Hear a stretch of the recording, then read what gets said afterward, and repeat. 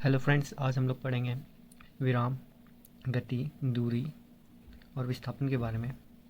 तो चलिए शुरू करते हैं। विराम का मतलब रेस्ट होता। यदि किसी वस्तु को किसी स्थिति समय के साथ स्थिर वस्तु के सापेक्ष स्थिति के साथ नहीं बदलती, उसे विराम कहते हैं। यदि कोई वस्तु है जो जिस अवस्था में है, अगर उसी अवस्था में हमेशा रहे जब तक उस पर बाह्य बल कार्य नहीं करे, तो उस वस्तु को हम लोग विराम वस्तु कहेंगे। कहने का मतलब है कि यदि कोई वस्तु किसी के सापेक्ष में, जैसे मेरा पेन है, ये कॉपी के सापेक्ष में ये स्थिर है, इसलिए ये विराम अवस्था में है। आई होप समझ में आ गया होगा। चलिए नेक्स्ट क्वेश्चन पर चलते हैं। मोशन, जिसको हम लोग गति बोलते हैं। यदि किसी वस्तु की स्थिति किसी स्थिर वस्तु के सापेक्ष समय के साथ बदलती रहती है, उसे गति कहते हैं। यदि किसी वस्तु की स्थिति, यदि कोई वस्तु है, यदि इसके सापेक्ष में ये वस्तु अगर स्थिर नहीं है, गति में, इसके सापेक्ष कोई वस्तु मोशन में रहती है, तो हम इसे गति अवस्था कहते हैं। चलिए एग्जाम्पल पढ़ते हैं। चलती ट्रेन जो बिजली के पोल या पटरी के किनारे स्थित पेड़ पौधे के सापेक्ष अपनी स्थिति बदलती रहती है। जब ट्रेन चलती है तो जो पेड़ बाहर से दिखते हैं वो हमें गतिमान रखते हैं, जबकि वो स्थिर अवस्था में रहते हैं। तो पेड़ क्या बोला है? चलती ट्रेन जो बिजली के पेड़ या पोल के किनारे स्थित पेड़ पौधे के सापेक्ष अपनी स्थिति बदल रही है। तो उस पौधे के सापेक्ष में ट्रेन अपनी स्थिति क्या कर रही है? बदल रही है, तो वो मोशन में है। चलिए दूरी पे चलते हैं। दूरी को इंग्लिश में डिस्टेंस बोलते हैं। वस्तु द्वारा किसी समय अंतराल में तय की गई संपूर्ण मार्ग की कुल लंबाई को दूरी कहते हैं। दूरी का मतलब होता है संपूर्ण मार्ग की कुल लंबाई।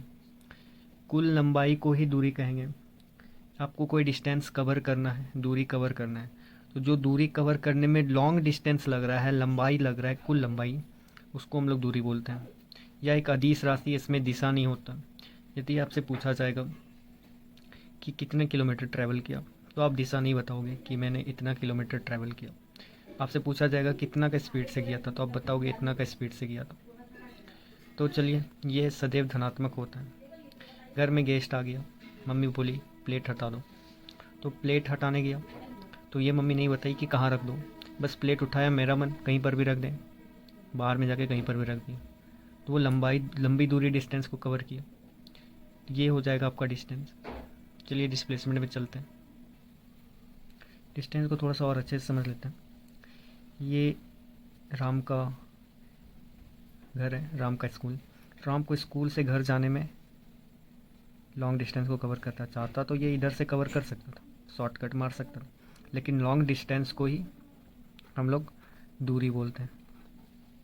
लॉन्ग डिस्टेंस है ना, लॉन्ग कट। दूरी का फॉर्मूला, कुल लंबाई को जोड़ दीजिए, दूरी का फॉर्मूला बन जाएगा 5 + 2 = 7। विस्थापन में चलते हैं। तो विस्थापन कुछ नहीं होता, इसमें आपको शॉर्टकट अपनाना होता। वस्तु की प्रारंभिक स्थिति से आपको अंतिम स्थिति में पहुंचना है। बस प्रारंभिक स्थिति से अंतिम स्थिति में जितना आप शॉर्टकट पहुंच सकते हो वही आपका विस्थापन हो जाएगा। या सदिश राशि, इसमें दिशा होता है और परिमाण भी होता है। तो आप अगर किसी को बता रहे हो कि इधर से विस्थापित होना है, तो आप क्या बोलते हो कि आगे से राइट ले लीजिएगा, आगे से राइट ले लीजिएगा, तो आप जाके विस्थापित हो जाते हो। तो शॉर्टकट पूछने में क्या होता है कि हम लोग दिशा बताते हैं। ये दोस्तों गलत है, ये नहीं होता, इसका कोई मात्रक नहीं होता। चलिए, ये धनात्मक ऋणात्मक का शून्य भी हो सकता है। हो सकता है कि वो इंसान शॉर्टकट नहीं अपनाए, बोल दे कि नहीं जाएंगे।